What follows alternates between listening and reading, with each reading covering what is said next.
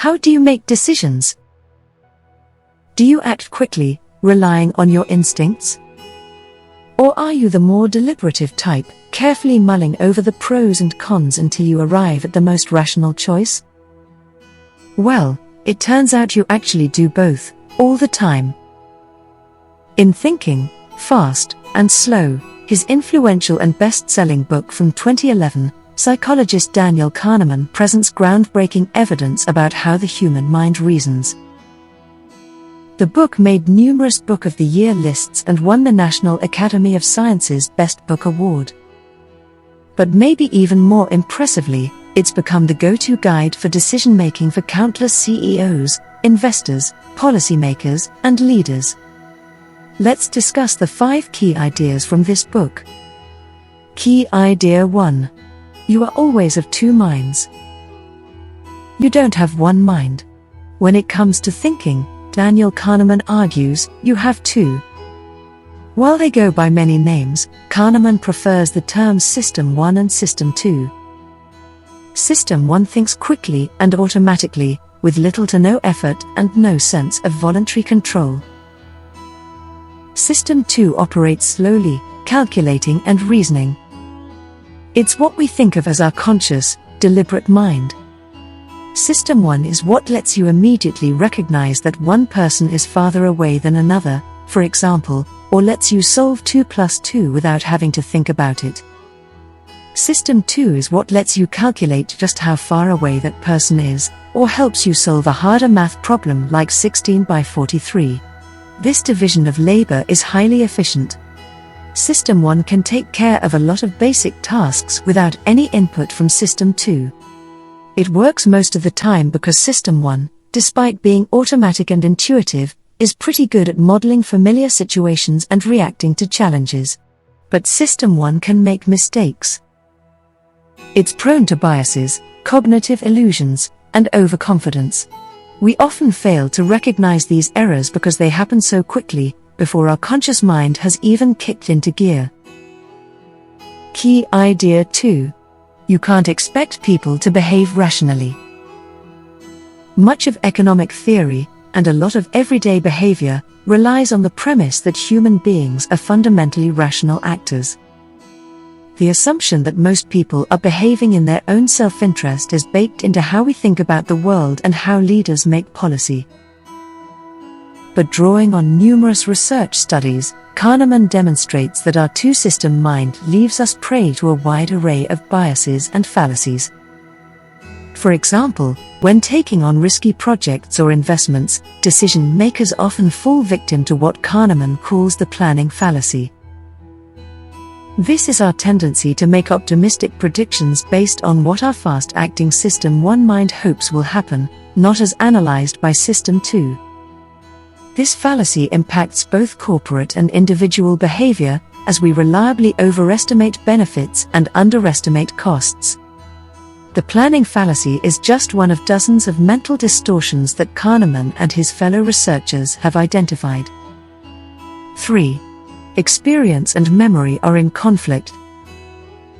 You may think that your experiences, "I'm having fun," and your memories, "that was fun," are closely connected. But Kahneman points out that they can diverge drastically, and that has implications for the choices you make. For example, buying an expensive luxury item may give you a lot of actual joy in the moment. But with hindsight, the cost of the purchase may weigh on you and you may decide it wasn't worth it. It's not always easy to decide, because your two selves have different priorities. The experiencing self is rooted in System 1, which favors short periods of intense pleasure and dreads sharp pains.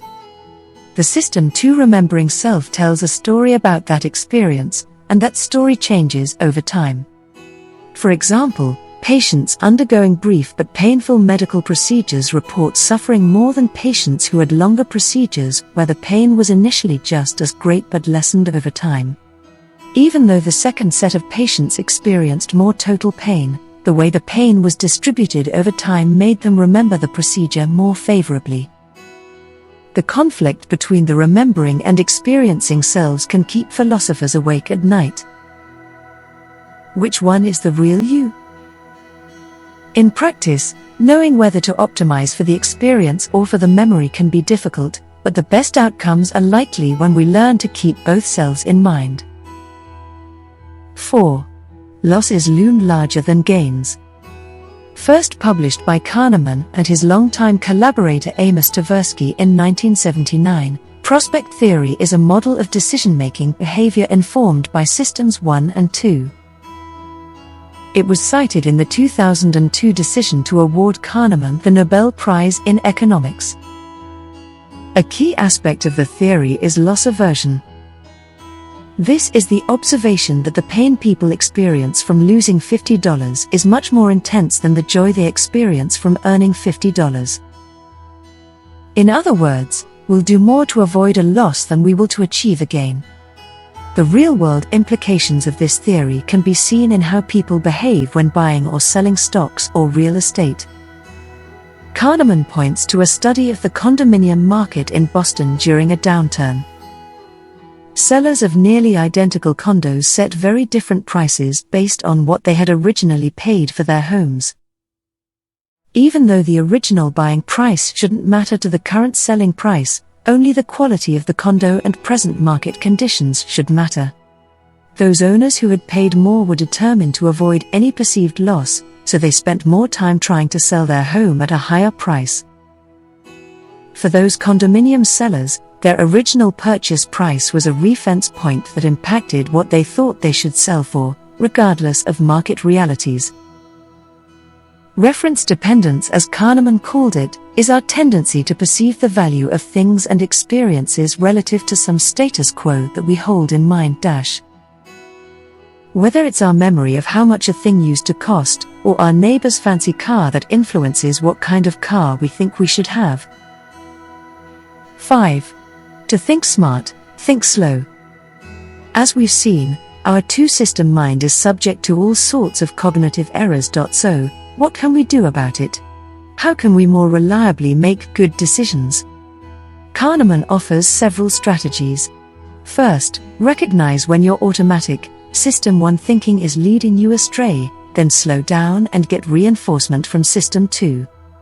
While this can be very hard to do in the moment, knowing about the existence of cognitive biases and fallacies makes it more likely you will spot them. It's also a lot easier to recognize when others are wandering into a cognitive minefield.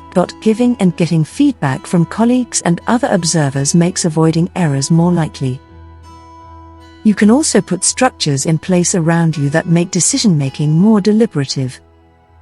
For example, Kahneman recommends leaders adopt checklists, which help avoid oversights and encourage a culture of slow thinking. Broadly speaking, there are 3 stages to making a decision. Framing the problem. Collecting the relevant data. Reflecting on and reviewing the information. According to Kahneman, paying careful attention to each stage of the process will result in improved decision-making. Whether it's planning corporate strategy or making an individual choice, we think best when we think slower, when both System 1 and System 2 are allowed to do their jobs.